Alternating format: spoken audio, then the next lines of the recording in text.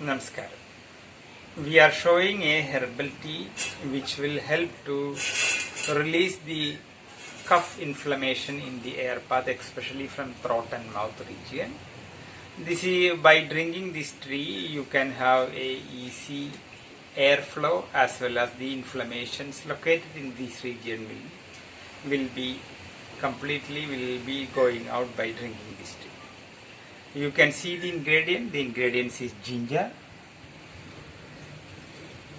coriander, pepper, clove, cardamom, tulasi leaf and jaggery. You will have to put the ingredients and